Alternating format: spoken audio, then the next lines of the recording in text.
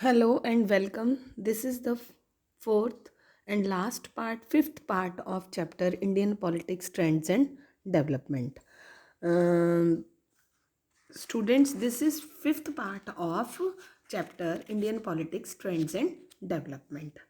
पहले के चार पार्ट्स में आपको मैंने एनडीए 1 2 3 4 यूपीए 1 2 सब डिस्कस किया और गठबंधन सरकारों का निर्माण कैसे हुआ, किस प्रकार से हुआ, ये सब कुछ हमने डिस्कस किया था। तो ये जो लास्ट पार्ट है स्टूडेंट्स, इसमें हम पढ़ेंगे मंडल कमीशन के बारे में। ये मुझे अभी कंफर्म्ड नहीं है कि ये मंडल कमीशन कितना आपके सिलेबस में आएगा, क्या क्या इसके कंटेंट्स हैं, but still for general knowledge I want to discuss with you, क्योंकि ये आपके लिए बहुत ज़रूरी है और सिलेबस में तो है, लेकिन ऐसा नहीं लग रहा कि कितने पार्ट्स का कितना आएगा।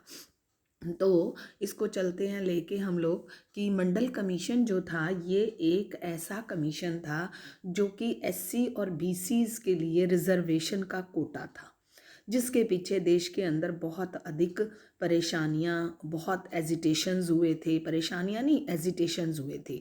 और इसके जो ऑर्गेनाइज़र थे वो थे बिंदेश्वरी प्रसाद मंडल। कौन थे? बिंदेश्वरी प्रसाद मंडल। ये जनता पार्टी गवर्नमेंट ने इसकी शुरुआत की थी, अपॉइंटेड अ कमीशन इन 1978 में हुआ था, to look into and recommended ways to improve the condition of backward classes. दूसरे शब्दों में हम कह सकते हैं कि इसकी स्थापना दलित और पिछड़े वर्ग के लोगों को उत्थान करने के लिए हुई थी। और जो कमीशन था officially known as the second backward class commission, और इसका नाम भी जो है सेकंड बैकवर्ड क्लास कमीशन के आधार पर दिया गया था, after the name of its chairman, जो इसके संस्थापक थे ना, उनके नाम के पीछे। अब पूरे देश के लोग जो थे, पूरे देश के लोगों ने कहा कि इस प्रकार से तो यह दलित जाति और समूहों का ही एक कमीशन बन रहा है, हम लोगों को तो इससे कुछ भी नहीं मिलेगा, क्योंकि इस कमीशन की एक मेन जो था मुद्दा वो ये था कि यह रिजर्वेशन कोटा दे रहे थे। किसको? दलितों को। और कमीशन ने जो अपनी रिकमेंडेशंस दी वो 1980 तक दी। 1978 में ये बना था और 1980 में इसने अपनी रिकमेंडेशन, अपने सुझाव दिए, और उस समय तक जनता पार्टी की सरकार गिर गई थी। तो कमीशन जो advise the backward class should understood to the means backward caste, उनको समझा जाना चाहिए, since many caste other than the schedule caste were also treated as low in caste hierarchy. क्योंकि उस कमीशन का ये मानना था कि जो पिछड़े वर्ग हैं उनको भी एक पिछड़े वर्ग जाति समूह का नाम दिया जाए, और भी जातियां इसमें शामिल हो रही हैं, जिससे कि इनको अत्यधिक प्रभाव मिल सके, कुछ अत्यधिक सुविधाएं मिल सकें कि ये अपने कैटेगरी का, अपने स्टेटस का विकास कर सकें और पिछड़ा बैकवर्ड ना कहलाएं। क्योंकि बैकवर्ड होने से किसी, इनके बच्चे जो हैं या इनकी जो कम्युनिटी है वो कैसा भी विकास नहीं कर पा रहे थे। तो इनका मानना था कि एक इस प्रकार का एजिटेशन हो जाए जो कि किसको, ऐसी राजनीति आ जाए जो कि देश की राजनीति में, देश की सिस्टम में पिछड़े वर्ग की जाति समूहों को इम्पोर्टेंस दे सके। तो ये था इसका मेन एजेंडा, किसका? मंडल कमीशन का। तो उसके बाद से जो है Mandal commission, it therefore recommended reserving 27% of seats. इसका यह मानना था कि जो है मंडल कमीशन क्या कह रहा था कि उसको क्या बोलते हैं, सरकार की नौकरियों में, शिक्षा संस्थानों में 27% सीट्स जो हैं दलित समुदाय को मिलनी चाहिए। कितने परसेंट सीट्स? 27% सीट्स जो हैं दलितों को मिलनी चाहिए, जिससे कि दलितों का, उनको प्रॉपर से जो है उनका विकास हो सके, वो लोग जो पिछड़े हुए लोग हैं वो ना पीछे रह जाएं और उनको पढ़ाई के, नौकरियों के अवसर और अधिक मिल सके। तो ये जो था इसने अपनी इन्वेस्टिगेशन की ही थी, और कमीशन ने एडवाइस किया कि बैकवर्ड क्लास शुड बी, उनको 27% दी जाए रिजर्वेशन, और लैंड रिफॉर्म्स किए ताकि condition of OBC backward caste जो हैं उनको लैंड और भूमि मिल सके। और हैंस मंडल कमीशन ने रिकमेंडेशंस की इकोनॉमिक और ऑक्यूपेशनल स्ट्रक्चर्स के लिए भी, कि इनको जो है इस प्रकार की सिस्टम मिलना चाहिए ताकि इनका आर्थिक सुधार भी हो सके। और ये जो पिछड़े वर्ग के हिसाब से काम कर रहे हैं कौन लोग, दलित लोग जो हैं, उनको अधिक इम्पोर्टेंस मिल सके, अधिक प्रोग्रेस वो लोग भी कर सकें। तो ये इनका मानना था। किसका मानना था? मंडल कमीशन का। उसके बाद से ये जो है उसको क्या कहते हैं, मंडल कमीशन की जो मांगें थी और इमरजेंसी हुई, इमरजेंसी ऑफ मैनी पार्टीज़ की, ओबीसीज़ को उनकी एजुकेशन में भी इम्पोर्टेंस दी गई। और साथ साथ भारत की एक बहुत बड़ी सोसाइटी ने इनकी मांगों को माना, लेकिन बहुत ज़्यादा लोग जो थे वो इसके खिलाफ हो गए थे। सो 27% of the seats in educational institutions and government jobs for the OBCs.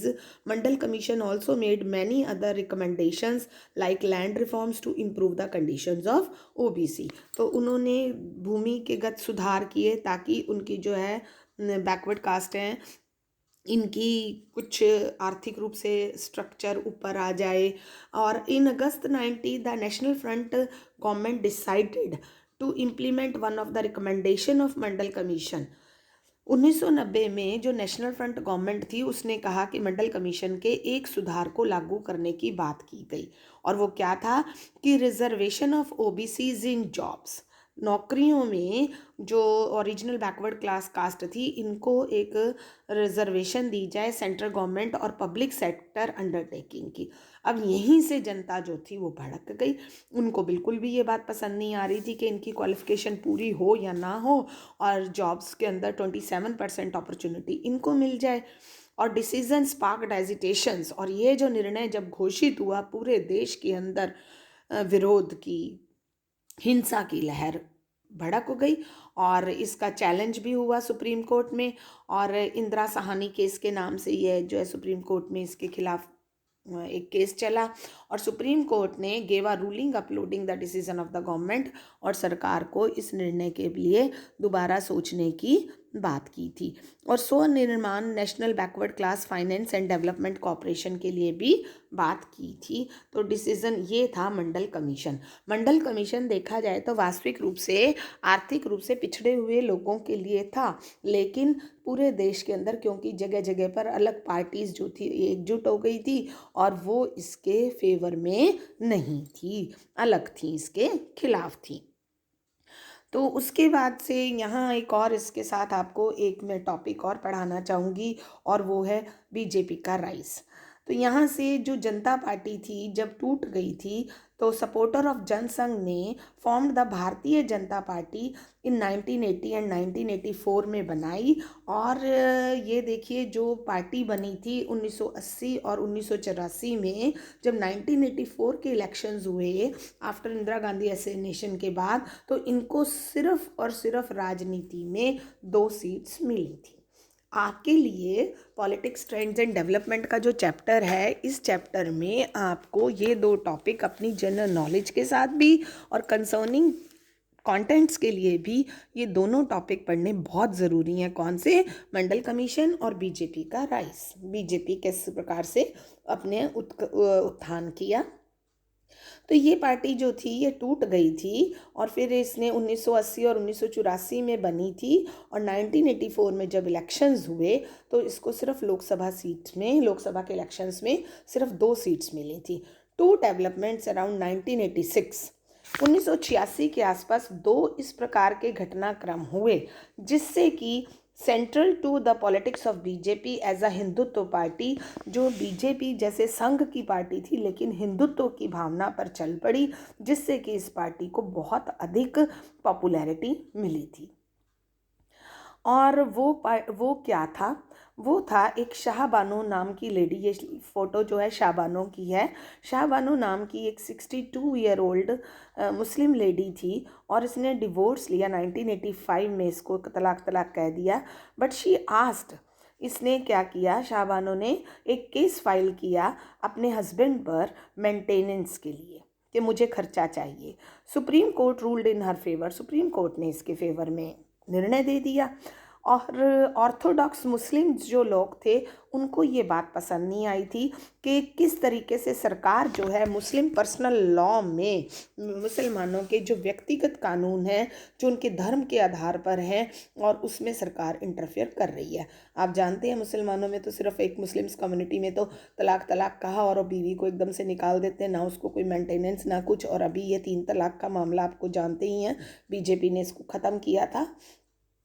तो on the demands of some Muslim leaders, the government passed the Muslim Women's Act 1986 that nullified the Supreme Court judgment। और मुस्लिम जो protection of rights to divorce को जो है कुछ मुस्लिम नेताओं ने कहा 1986 में एक एक्ट पास किया कि सुप्रीम कोर्ट ने जो अपना निर्णय दिया है उसमें कुछ सुधार लाया जाए। और कांग्रेस इसकी फेवर कर रही थी क्योंकि आप शुरू से ही कांग्रेस जो है माइनॉरिटी कम्युनिटी के लिए एक फेवर जो करने वाली पॉलिटिकल पार्टी रही है। बीजेपी ने इसका क्रिटिसिज्म किया कांग्रेस गवर्नमेंट के इस एक्शन का as an unnecessary concession and minority appeasement, कि ये जो है आप बेफजूल का इस प्रकार से अनावश्यक कदम उठाया है जिससे कि अल्पसंख्यक समूह जो है माइनॉरिटी कम्युनिटी कौन सी थी, मुस्लिम्स की, उनको खुश करने के लिए आप इस प्रकार के स्टेप्स उठा रहे हैं। और शुरू से ही कहा गया है अब कि कांग्रेस जो है इस माइनॉरिटी कम्युनिटी को प्रसन्न करने के लिए, खुश करने के लिए, अपने फेवर करने के लिए, अपने वोट बैंक को इंक्रीज़ करने के लिए हमेशा से ही उनके फेवर में डिसीज़न लेती रही है। अब ये देखिए आपके सामने ही है कि आर्टिकल 370 को मिस्टर मोदी ने या बीजेपी गवर्नमेंट ने ही एबॉलिश किया है। चाहते तो ये पहले भी हो सकता था, चाहते तो कश्मीर प्रॉब्लम को पहले भी सॉल्व किया जा सकता था, पर चलो ये तो एक बहुत वैसी राजनीति की बातें हैं। और जिसमें कि इधर से बाबरी मस्जिद एक्ट भी हो गया था। उसके बाद से जो है नेक्स्ट हमारा पॉइंट है कि अयोध्या डिस्प्यूट भी आपको एक इसमें बताना पड़ेगा मुझे। अयोध्या डिस्प्यूट का है कि a major development was the order by the Faizabad district court in February 1986। The court ordered that the Babri Masjid premises be unlocked so that Hindus could offer prayers at the site which they considered as a temple. वहाँ पर मंदिर भी था। A dispute had been going on for many decades over the mosque known as Babri Masjid at Ayodhya. The Babri Masjid was a 16th century mosque in Ayodhya built by Mir Baqi, a general of Mughal Emperor Babur. Some Hindus, कुछ हिंदुओं का मानना था कि ये जो बनाई गई थी after demolishing a temple for lord Rama, भगवान राम के मंदिर को गिराकर। In what is believed to be his birth place, जो कि लॉर्ड राम का, भगवान राम का जन्म स्थल था। The dispute took the form of court case and has continued for many decades, कई सालों तक चलता रहा। In the late 1940s, the mosque was locked as the matter was with court. As soon as the Babri Masjid was opened, mobilization started on both sides से शुरुआत हो गई। Many Hindu and Muslim organizations tried to mobilize their communities. Suddenly, this local dispute became a major national issue, led to communal tension. और उसका नतीजा क्या हुआ? The BJP made this issue its major electoral and political plank. BJP ने इस बात का फ़ायदा उठाया और उसने अपने राजनीतिक चुनावों का इसी को ही एक सबसे बड़ा मुद्दा बना दिया। आफ्टर अलॉन्ग विद देम, और उनके साथ साथ राष्ट्रीय स्वयंसेवक, आरएसएस, विश्व हिंदू परिषद, ये सब इनके साथ थे और एक सिंबॉलिक और मोबिलाइजेशन प्रोग्राम्स चलते रहे। इस बहुत बड़े प्रतिनिधित्व प्रोग्राम से surcharged atmosphere and many instances of communal violence हुए। BJP in order to generate public support took out a massive march called the Rath Yatra from Somnath in Gujarat to Ayodhya in UP. BJP ने रथ यात्रा शुरू करी और ये जब रथ यात्रा क्या थी, इसकी एक बीच में और बात बता देती हूँ। बिहार में जब पहुंची तो वहाँ पर इसको रोक दिया गया और वो रोकना जो था वो वहीं से ही अपना समर्थन बीजेपी ने इस मिलीजुली सरकार से वापस ले लिया था। In December 1992, the organization supporting the construction of the temple had organized a car seva, meaning voluntary services by the devotees for building the Ram temple. जा रहे थे। Situations had become tense all over the country and especially at Ayodhya. The Supreme Court had ordered the state government to take care that the dispute sites will not be endangered. But on 6th December 1992, thousands of people gathered from all the country at Ayodhya and demolished the mosque. This news led to clashes between the Hindu and Muslims in many parts of the country. देश के बहुत सारे हिस्सों में, क्योंकि जब लोगों ने सुना कि बाबरी मस्जिद को विध्वंस कर दिया गया है तो हिंदू और मुसलमानों के बीच में लड़ाई झगड़ा हो गया। और ये जो कम्युनल वायलेंस था, धर्म के आधार पर जो हिंसा हो रही थी, इसने मुंबई में जनवरी 1993 में बहुत अधिक भड़क गई और ये 2 हफ्ते तक चली थी। तो ये जो इवेंट्स हैं अयोध्या के, ये काफ़ी ज़्यादा प्रॉब्लम करने वाले थे। तो स्टूडेंट्स, ये जो है उसके बाद से ये सारा मैंने आपको बाबरी मस्जिद एपिसोड सुनाया ही है। और इसके साथ साथ जो था, this event symbolised and triggered various changes in the politics of the country. और ये जो बाबरी मस्जिद हत्याकांड, मतलब विध्वंस हुआ था बाबरी मस्जिद, जो अयोध्या डिस्प्यूट्स, इसने देश की राजनीति को बहुत बुरी तरह से प्रभावित किया था। और भारत के अंदर राष्ट्रीयवाद, धर्मनिरपेक्षता का जो हम नारा लगाते थे उसको छोड़ के और इन चीज़ों पर देश की अटेंशन हो गई थी। तो ये देखिए, मैंने इस अपनी वीडियो में आपको 2 चीज़ें डिस्कस की हैं। मंडल इशू नेशनल पॉलिटिक्स का जो था, और ये मंडल इशू किसके लिए था?